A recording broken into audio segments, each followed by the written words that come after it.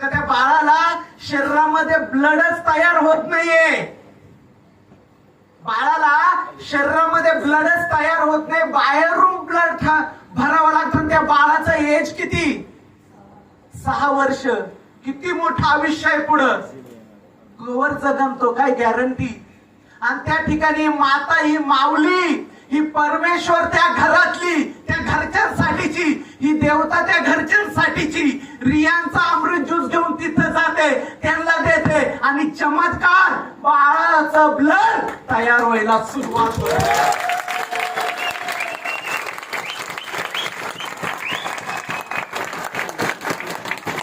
काय काम आहे, काय काम आहे, काय काम आहे यार, काम काय आहे?